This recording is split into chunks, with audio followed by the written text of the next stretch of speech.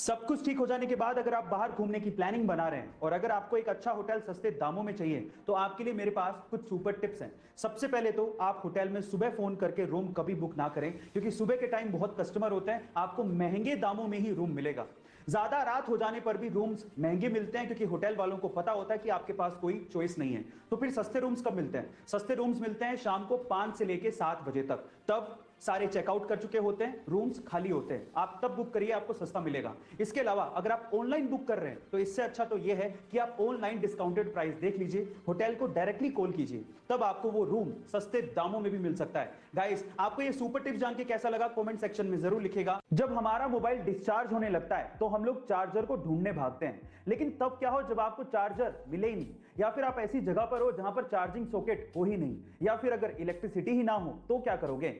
ऐसी प्रॉब्लम का सॉल्यूशन निकाल रही है चाइना की लीडिंग मोबाइल कंपनी Xiaomi, जो कि एक ऐसा डिवाइस बना रही है जिससे सिर्फ आवाज के थ्रू आपका मोबाइल चार्ज हो सकेगा। इसे साउंड चार्जिंग डिवाइस कहा जा रहा है। अब ये काम कैसे करेगा? सबसे पहले आपके साउंड को इकट्ठा करेगा और उन एनवायरमेंटल वाइब्रेशंस को ये मैकेनिकल वाइब्रेशंस में कन्वर्ट करेगा, फिर मैकेनिकल वाइब्रेशंस को इलेक्ट्रिकल एनर्जी में कन्वर्ट करके आपके मोबाइल को चार्ज किया जाएगा। अब सुनने में ये अविश्वसनीय लग रहा है, लेकिन एक्चुअली इस पे काम चल रहा है। गाइस, आपको ये टेक्निकल फैक्ट सुन के कैसा लगा कमेंट सेक्शन में जरूर लिखेगा। चेस यानी कि शतरंज को बुद्धिमान लोगों का खेल माना जाता है और इसे इंडिया में ही इन्वेंट किया गया था। पर अगर मैं आपसे सवाल पूछूं कि एक ही टाइम पे एक ही चेस बोर्ड पे कितने मैक्सिमम प्लेयर खेल सकते हैं, तो आप लोग क्या कहेंगे?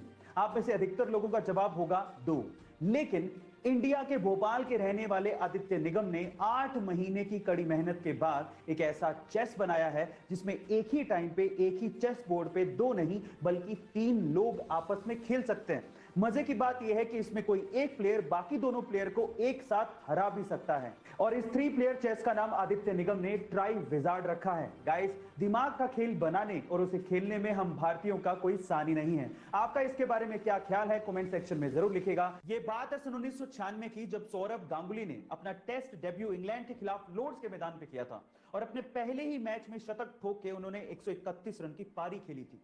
25 साल बीत जाने के बाद भी रिकॉर्ड कायम था, लेकिन अभी रिसेंटली न्यूजीलैंड के खिलाड़ी डेवॉन कॉनवे ने इस रिकॉर्ड को तोड़ दिया। जी हां गाइस, डेवॉन कॉनवे ने अपने डेब्यू मैच में इंग्लैंड के खिलाफ लॉर्ड्स के मैदान पर 200 रन की नाबाद पारी खेली और यह रिकॉर्ड अपने नाम कर लिया। गाइस, मजे की बात यह है कि सौरभ गांगुली और डेवॉन कॉनवे दोनों की बर्थ डेट 8 जुलाई ही है, दोनों ही लेफ्ट हैंडी बैट्समैन है और दोनों ने ही अपना टेस्ट डेब्यू इंग्लैंड के खिलाफ लॉर्ड्स के मैदान में करके शतक ठोके। गाइस, आपको ये इंफॉर्मेशन कैसी लगी चैट सेक्शन में जरूर लिखेगा। यूएफओ, एलियंस और एलियंस की दुनिया, ये हमेशा से ही हमारा ध्यान खींचती आई है। इस रहस्यमय दुनिया के बारे में हम हमेशा से ही और जानना चाहते हैं और हमेशा हम लोग यही मानते आए हैं कि एलियंस हमारी धरती पर आउटर स्पेस यानी कि बाहरी दुनिया से यूएफओ के थ्रू आते रहे होंगे। लेकिन आईसीईआर एक ऐसी संस्था जो कि एलियंस की दुनिया और यूएफओ के ऊपर रिसर्च करती है, उसके वाइस प्रेसिडेंट का यह कहना है कि एलियंस कहीं आउटर स्पेस से नहीं आते बल्कि समंदर की गहराइयों से आते हैं।